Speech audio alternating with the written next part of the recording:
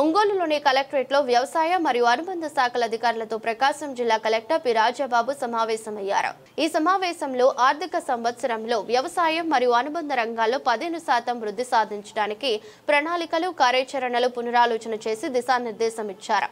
జిల్లా కలెక్టర్ మాట్లాడుతూ రైతుల లాభాన్ని పెంచే విధంగా మరియు ఖర్చు తగ్గించేలా వ్యవసాయ కార్యకలాపాలు చేపట్టాలని, నిరుపయోగ భూములను సాగులోకి తీసుకురావాలని, ఆధునిక సాంకేతికతను, డ్రోన్ల వినియోగాన్ని ప్రోత్సహించాలని అన్నారు.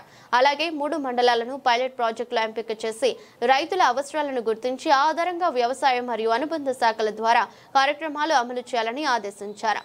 ప్రకృతి వ్యవసాయం, సూక్ష్మ సేద్యం విధానాలు, ఉద్యాన పంటల అభివృద్ధి, పాడి పరిశ్రమ, పశుగ్రాసం పంపిణీ, పశు బీమా మరియు మత్స్యశాఖ లక్ష్యాలపై ప్రత్యేక దృష్టి సారించి 100% ఫలితాలు సాధించడానికి యాక్షన్ ప్లాన్ రూపొందించామని జిల్లా కలెక్టర్ సూచించారు. సమావేశంలో జిల్లా వ్యవసాయ అధికారి శ్రీనివాసరావు, పశుసంవర్ధక శాఖ జేడి రవికుమార్, మత్స్యశాఖ జేడి శ్రీనివాసరావు, ప్రకృతి వ్యవసాయ అధికారి శ్రీమతి సుభాషిణి, మార్కఫెడ్ అధికారి Srihari, APM IP PD Srinivasarao, జిల్లా సెరికల్చర్ అధికారి సుజయ్, జిల్లా ఉద్యాన శాఖ అధికారి గోపీచంద్ మరియు ఇతర అధికారులు పాల్గొన్నారు.